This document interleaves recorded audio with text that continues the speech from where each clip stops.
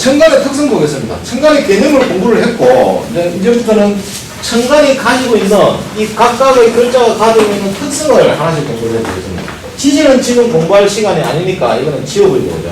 지워버리고, 천간만 남겨놓고, 천간의 특성을 하나씩 공부를 해보자는 이 글자가 가지고 있는 특성을 이해를 하려고 그러면, 글자가 가지고 있는 한문상의 뜻으로 가지고는 아무런 의미가 없습니다.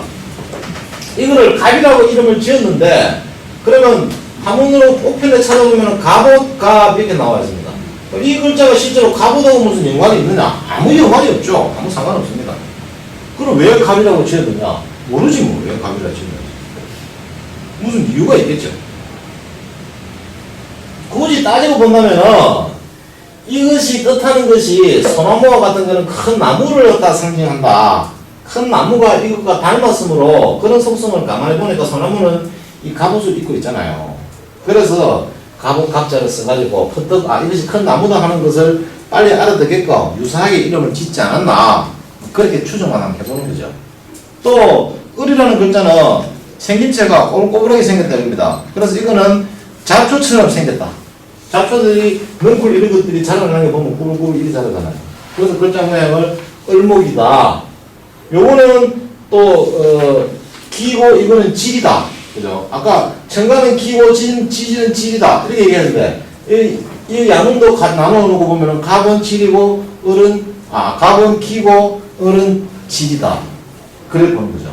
그러니까 천간은 갑이라는 기운이 가지고 있는 그 기운, 그죠? 작용력 이런 거. 또 목은 봄이니까 봄 기운, 따스한 기운, 만물이 자라나고 생동하는 그런 기운, 이런 것을 얘기한다고 그러면 을목은 어떻습니까? 이것이 구체화되어서 형상화돼서 나타난 거, 나무 그 자체, 이런 것이 되겠죠. 이런 식으로 이제 구분을 해보기도 하는데, 어쨌든 지금 오늘 여기서 우리가 갑목을 공부를 하는데, 이 갑이라는 글자를 알고 특성을 잘 알라고 그러면은 제일 먼저 뭘 보라고 그랬습니까? 음양에서 나왔고 오행에서 나왔기 때문에 이거는 자연운동의 법칙을 이렇게 설명해 주는 거죠. 그럼 갑의 운동, 갑의 법칙, 갑의 작용력, 이렇게 공부를 해야 된단 말입니다. 그러므로 이것을 자연운동에 비유해가지고 우선 분석을 해보면은 가장 잘 맞습니다. 자연운동에 비유를 해야. 그 다음에 두 번째는 이것이 물상적으로 나타낼 적에 무엇을 상징하느냐 이거죠. 그래서 물질적으로도 이렇게 우리가 비교를 해보면 또 이 글자가 가지고 있는 특성을 이해를 해볼 수가 있다는 얘기죠. 또 뭘로 봅니까? 계절로도 볼 수가 있겠죠. 계절로도. 목은 봄을 뜻한다. 이런 식으로. 계절로도 볼 수가 있고, 또 뭐 하루의 시간대 이런 것들을 볼 수 있고, 여러 가지 방향으로 볼 수 있다. 또 목은 동쪽이기 때문에 방위로도 볼 수가 있다. 방위로도 볼 수가 있다. 이렇게 여러 가지를 넣어놓고 다각도에서 분석을 해봐야 됩니다. 사주는 그렇게 다양한 각도에서 분석하는 풍부한 상상력, 그리고 추리력, 이런 것이 있어야 사주를 정확하게 볼 수가 있습니다. 그래서 다양한 각도에서 분석해보는 것이 필요한데, 대충 막 이렇게 한 너댓 가지 정도로, 그죠? 생각해놓고 분석을 해보면은 이 갑이라는 글자가 가지고 있는 특성이 어떤 것인가 하는 것을 잘 이해를 할 수가 있겠죠. 자, 제일 먼저 그러면 갑은 자연운동 중에서 갑이 가지고 있는 운동법칙이라는 것은 어떤 것인가? 이걸 알면은 이 글자의 특성을 알겠죠. 그럼 사주를 우리가 쭉 뽑아왔는데 사주 명식을 딱 갖다 놔놓고 봤을 때에 영을 일시가 이렇게 있단 말입니다. 내기동 8글자가 있으면은 사주는 뭘 기준으로 한다? 일간을 중심으로 해가지고 나머지 글자들과의 관계를 분석하는 거라 그랬죠. 그러면 이 일간이 사주의 주인공이 된다는 말입니다. 내가 되는 거죠. 나가 되고, 그 다음에 나머지 글자와의 관계를 가지고 분석을 하는데, 지금 요 우리가 공부하는 천간의 글자가 어디 있느냐? 여기 있다 놓고 보라고, 여기 있다. 그럼 사주를 펼쳐봤을 적에 갑이다. 그러면 여기 일간이 갑인 사람은 어떤 성격을 가진다? 이 갑목과 같은 성격을 가진다 이 말입니다. 그렇게 놓고 보면 정확하다니까요. 그럼 나 자신이니까.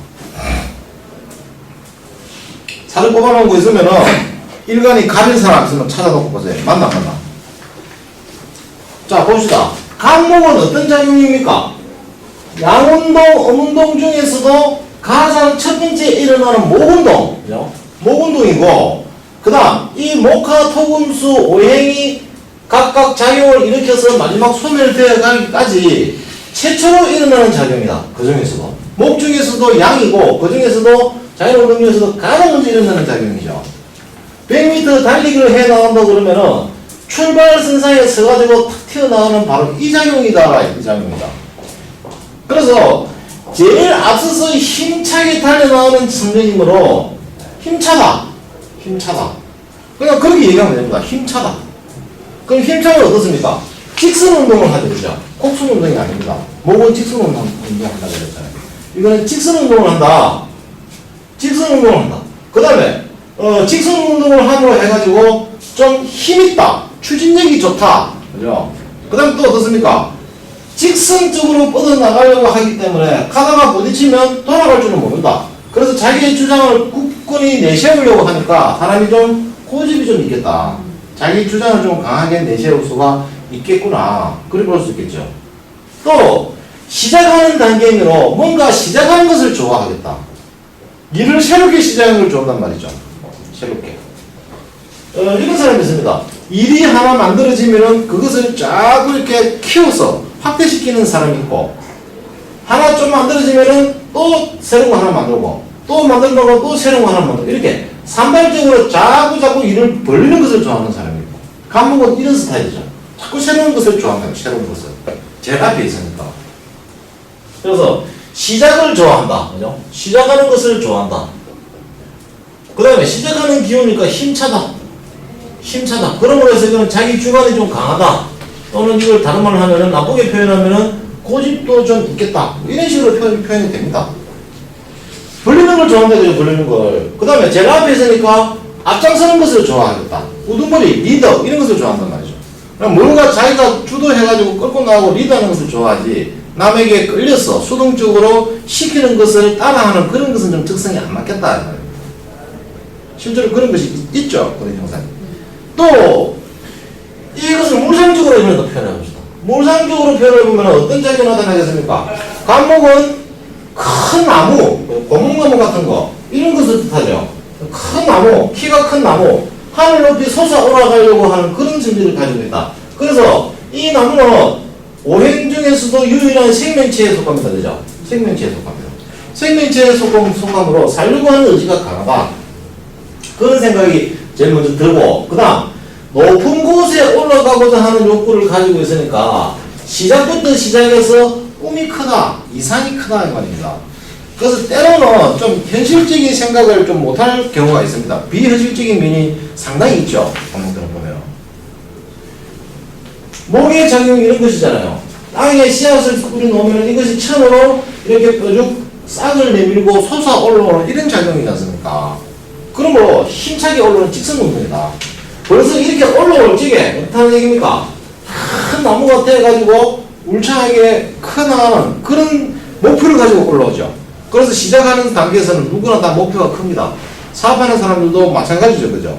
구멍가게를 시작할지언정 처음에 사업을 할 적에는 이것을 기회로 해가지고 내가 큰 돈을 좀 벌어야지, 이런 목표로 시작을 하잖아요.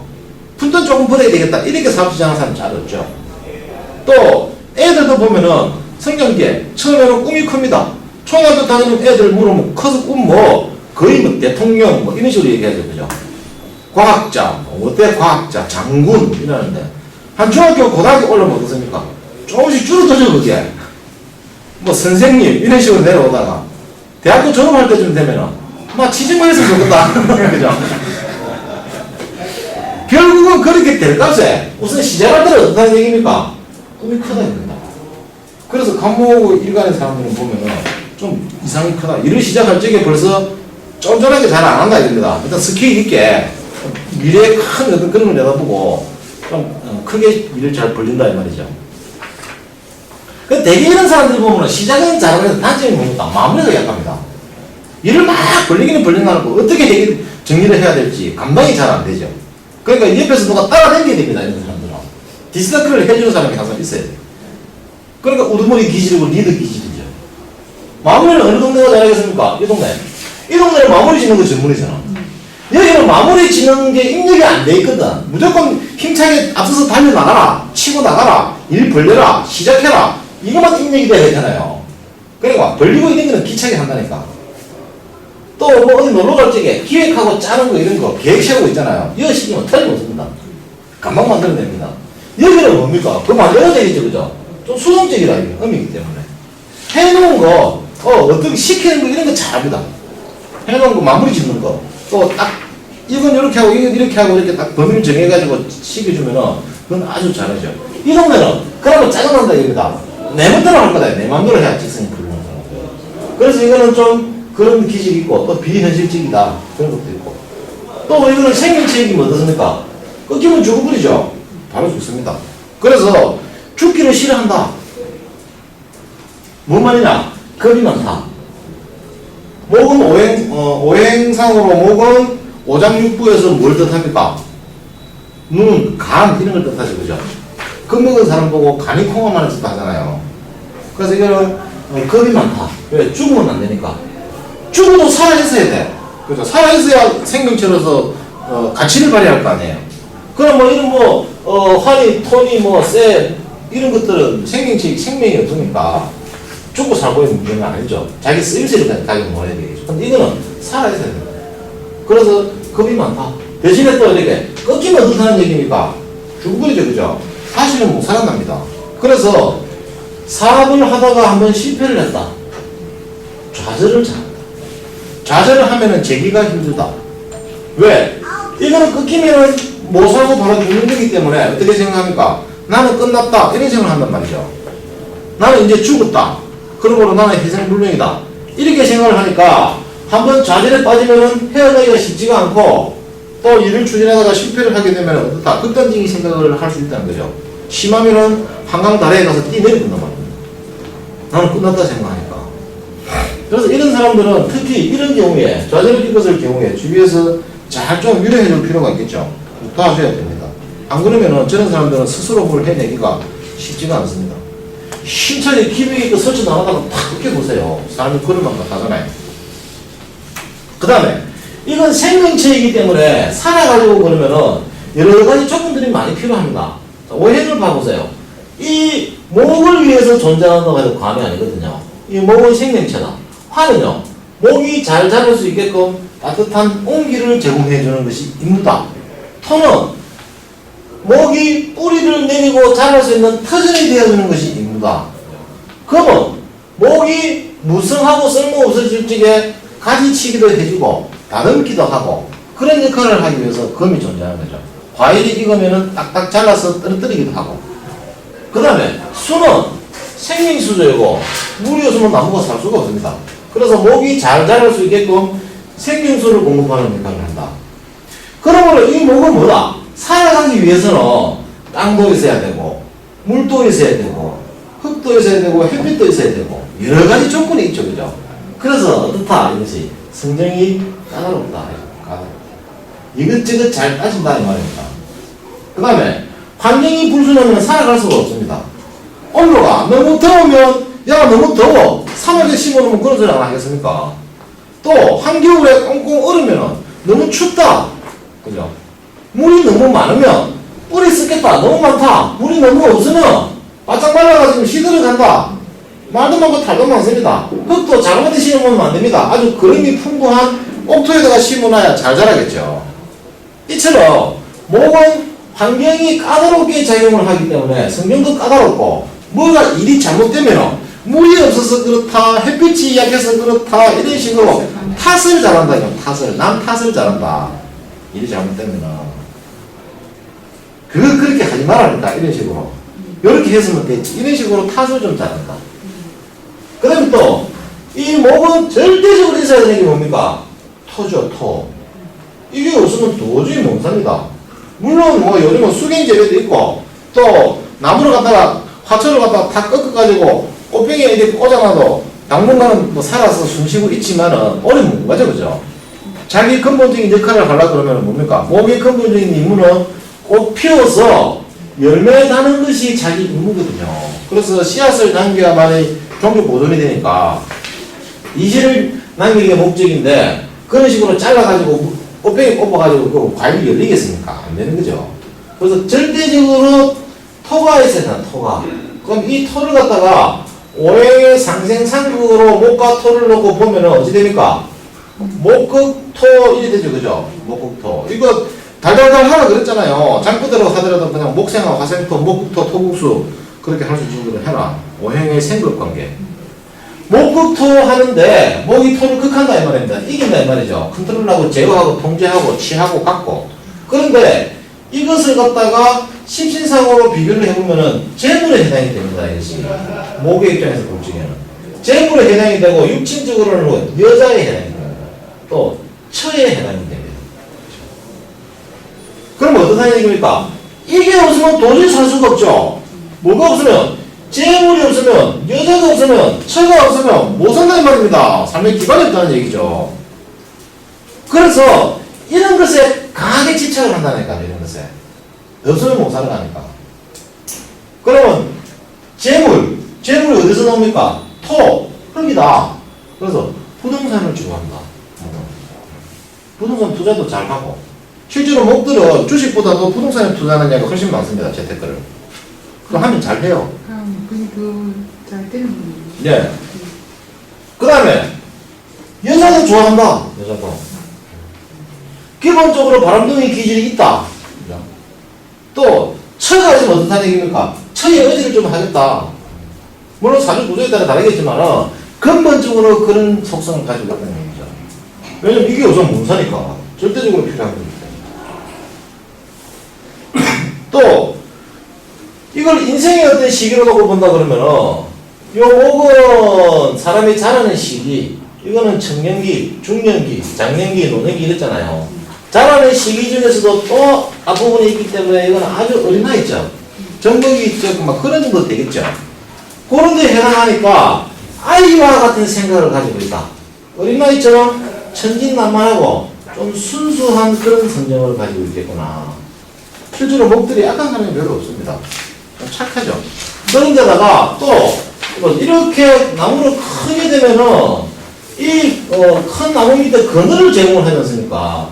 그늘을 제공해 주면은 지나가던 나그네가 여기 와서 쉬어가다 하기도 하고 또 날아가던 새가 앉아가지고 쉬어가기도 하고 또 새가 둥지를 틀고 여기에 알을 놓고 새끼를 기르기도 하고 이런 식으로 또 열매가 달리면은 이 열매를 많은 사람들이나 또는 다른 생명체가 먹을 수 있게끔 제공을 하고 이런 역할을 하는 거죠. 그래서 목은 남을 위해서 뭔가 자기가 가지고 있는 그런 것들을 갖다 제공하는 이런 인물을 그런 역할도 가지고 있습니다. 그래서 오상으로 이걸 뭐라고 표현합니까? 어질인자, 인이다 이러면 인이다. 어질이다 그래서 성품이. 어질러서 큰 나무처럼 그늘이 되어주고 나그네를 쉬게 해주는 휴식처가 되어주고 이런 어떤 자상하고 인자한 면이 있다 이런다 성경이. 그런 게 있죠. 그래서 목들이 보면은 그런 아이가 좀 천진난만한 순수하고 좀 단순한 면 이런 것도 있고 또 그래서 사람이 별로 악하지가 않고 어지르기도 하고 그런 때로는 좀 인정이 있기도 합니다. 또 이것이 계절로 보면은 목은 봄에 해당하죠. 봄. 봄이니까 어떻다? 따뜻하다 이겁니다. 그러면 가슴이 따뜻한 사람이 되겠다. 목이 있으면 그죠? 봄처럼 따스한 그런 마음을 가지고 있으니까 생명체를 키우고 내고 분주하게 시작하고 막 이런 것이 있죠. 봄은 어떻습니까? 시작하는 단계니까 다 바쁘죠. 땅속에 잠자던 개구리도 튀어나오고 벌레도 튀어나오고 땅속에 숨어있던 씨앗도 싹을 튀어가지고 막 올라오고 온갖 나무들도 잎을 피워가지고 꽃피울 준비를 하고 바쁩니다. 그러면 목은 간목은 바쁘다. 간목을 글자를 보는 순간에 바쁘다. 바쁘지요? 바쁩니다. 뭐 준비한다고 첫날만 하면 준비하고 기획하고 구상하고 뭐 이럽니다. 그게 자기 주택이 아니에요. 그런 거잖아요. 자, 그래놓고 책을 한번 보세요. 보시면 간목이 뜻하는 것 인체에서는 머리를 상징하고 시작, 개척, 상승, 발전 뭐 이런 거죠. 우두머리 이런 것이고 물상적으로는 소나무와 같은 큰 나무 이게 대표적인 거죠. 통나무, 전주, 가로수 이것처럼 하늘 높이 뭔가 키 높이 쭉 솟아있는 거 안테나 이런 것들은 전부 간목으로 다 상징이 됩니다. 요것을 다 상징이 됩니다. 그 다음에 작용력 겨울 동안 땅속에 있던 씨앗이 양기인 봄의 햇살을 받아서 약해진 음기를 뚫고 뾰족하게 튀어 올라오는 작용이다. 이런 것이죠. 그죠? 아주 힘차게 솟아오르는 직선 운동이다. 그래 보면 됩니다. 물총에서 쏘아내는 물줄기처럼 한쪽 방향으로 강하게 튀어나가는 직선 운동 쭉 뻗쳐나가는 거. 그러니 힘차고 강인하죠. 방력 있고 패기 있고 그런 운동이고.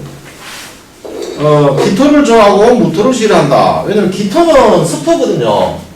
이걸 좋아하고 무토는 건조한 흙, 마른 흙이기 때문에 이건 별로 좋아라 하지 않습니다. 목은 수분이 있어야 좋죠.